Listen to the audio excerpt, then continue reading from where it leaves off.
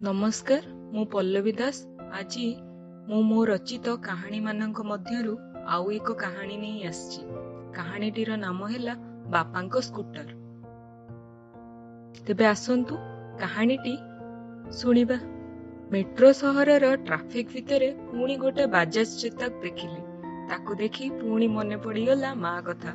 सकाळु माँ रो फोन आस्तिला आउ से मो बापांको स्कूटर उपरे भीषण अभिमान करथिला।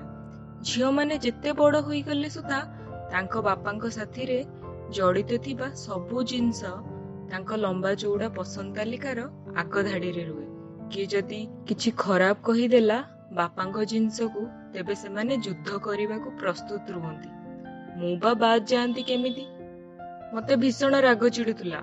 माँ बापांको गाड़ी को गाली देई चलतिला आउ बहुत खराब भी लागुतला कारण माँ रो खंडिया होई जाइतिला।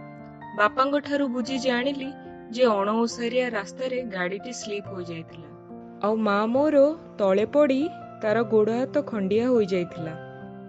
भाग्य को बेसी किछि होई नथिला। सेई गाड़ी रे पुणी से माने भलरे फेरितिले। मो जीवन रे बापांको स्कूटर मो पसंद तालिकार आगे रे रहिछि। रहिबोनी केमिति जे सेतिरे तो आमे केते खुशी साउंटिछु। केबे अंधार राति रे जन्ह आलुओ रे जन्ह साथी रे प्रतियोगिता करी करी अजाघर गाँ रे पहुंचीचु तो केबे निज गाँ रे। माँ पछरे बसी कहिबे, पिले गायत्री मंत्र उच्चारण करी करी चल, आमे जल्दी पहुंची जिबा।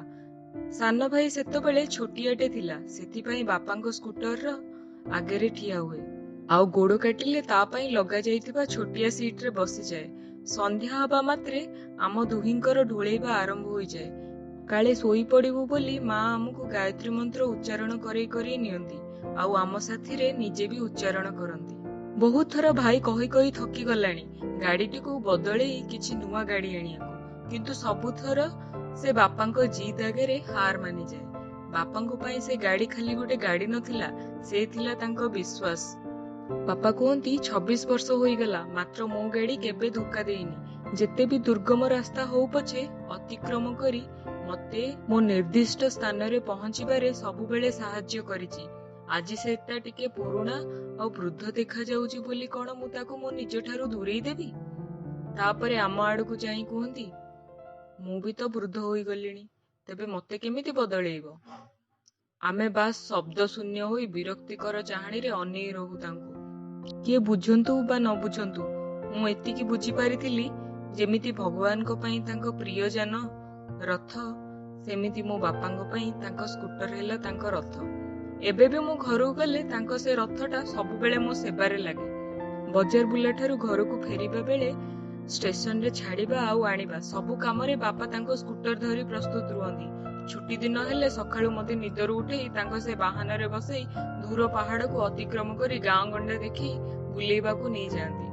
केबे मते तांको सांगसाथी घर बुलेई आनती तो केबे आंब तोटा धान बिल आउ पनीपरिबा बगीचा भितरे निधुम खरारे माइले माइले बाट चलेई चलेई निज छुआ दिनर कहानी सुनाती। सेठू फेरिया बेले फल पनीपरिबा बैग जोगु आम स्कूटरटा गोटे छोट ट्रक भली लागे।